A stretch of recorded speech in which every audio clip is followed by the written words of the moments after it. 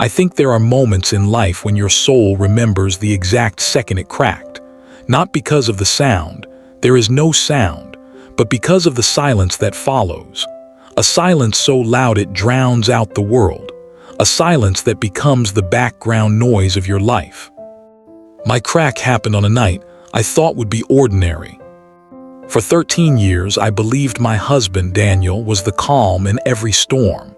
The man who brought me soup when I was sick, who rubbed my back when I cried for no reason, who tucked our daughter, Lily, into bed like she was made of glass. He was warm hands, steady voice, a gentle protector.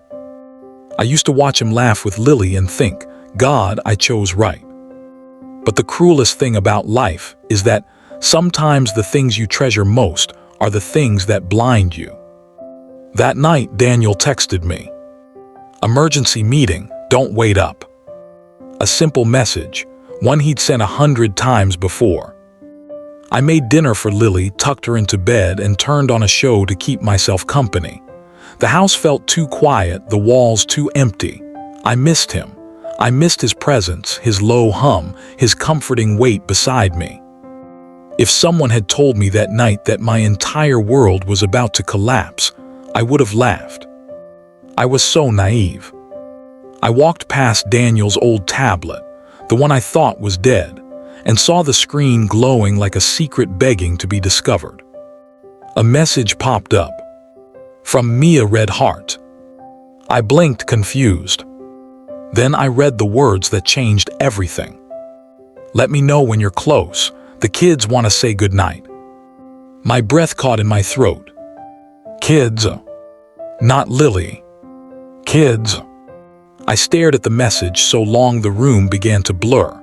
My hands trembled violently. Something inside me whispered, no, this can't be right. I tried to rationalize it. Maybe it was a coworker. Maybe kids meant something else. Maybe, God, please, maybe it was someone else's tablet connected to the wrong account. But my heart already knew. The second message shattered whatever hope I had left. Our little one asked again if she looks like you. I told her yes. I sat down on the kitchen floor because my legs couldn't hold me anymore. It felt like someone had ripped open my chest with bare hands. When I finally stood up, something cold and controlled took over, a kind of numb determination. I grabbed my keys and followed the location pin he sent her. I don't remember most of the drive. Grief has a way of erasing minutes, devouring them like fire. But I remember the moment I saw him. Daniel stepped out of a house with a toddler in his arms, a little girl with Daniel's eyes. She was giggling, her small hands tangled in his hair. A boy ran up to him and hugged his leg, 7, maybe 8, old enough to know who his father was. And then she appeared. Mia, the woman whose name sat in his phone with a heart next to it. She smiled at him with the kind of familiarity I thought only I had earned. The kind of closeness that comes from years of loving someone. She leaned on the doorway with comfort, ownership, home. Daniel kissed the toddler. He kissed the woman. Then he walked into the house like a man who belonged there. Something in me broke so forcefully I thought I might scream. But instead, tears blurred my vision until the world became a watercolor of betrayal. Do you know what hurts the most? It wasn't that he loved her. It wasn't that he had children with her. It was that he looked happy. Happier than I had seen him in months. Happier than he ever looked when he came home to me. When I finally gathered myself and drove home, I felt hollow, empty, like someone had scooped out my insides and left a body waiting to collapse. Daniel came home hours later, smelling like cologne that wasn't mine. He smiled like nothing was wrong. Long day, he said. My throat tightened so badly I could barely breathe. If he touched me, I think I would have shattered. I said nothing, not then. I was too broken to confront him. Over the next days, I watched him more closely.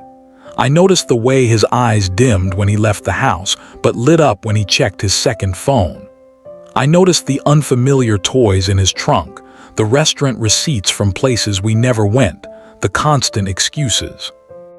I felt like I was living with a stranger, wearing my husband's face. When I confronted him, it wasn't dramatic. I didn't scream. I didn't throw things. I was too tired for rage. I simply placed the tablet on the table and whispered, "Who is Mia?" Daniel's face drained of every color. He didn't deny it.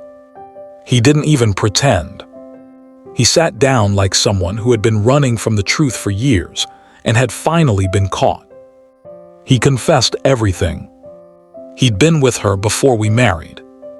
She got pregnant. He panicked. He didn't want to lose either of us. He chose both of us. And he kept choosing both, all these years, like our lives were two plates he could spin indefinitely. He cried. He begged. He said he loved me. He said losing me would kill him. But the strangest thing happened. I felt nothing. Not love, not hate, just exhaustion, a bone-deep exhaustion that made me feel older than my own mother. The divorce was slow, painful, but eventually the papers were signed. Lily didn't understand. She asked questions with trembling lips. Was I not enough for Daddy? Why does Daddy have other kids? Did Daddy love them more? Each question was a knife I had to swallow. Months later, I ran into Mia at a grocery store. We both froze like deer caught in headlights. She wasn't smug. She wasn't proud. She wasn't the villain I imagined.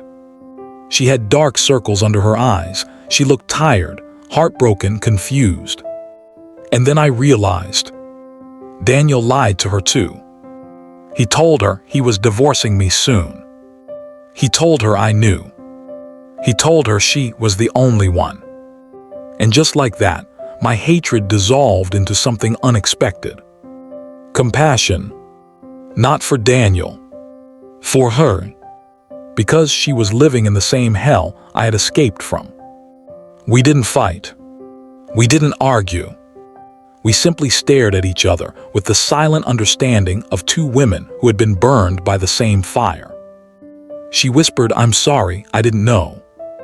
And I believed her. We walked away without saying another word, but somehow that moment felt like closure. Now, years later, my heart has healed in ways I never expected. I learned to love myself again. I learned that betrayal doesn't define me, and I learned that strength isn't loud, it's quiet. It's in the mornings you get out of bed when you'd rather disappear. It's in the nights you tuck your child in with a steady voice while your heart is falling apart.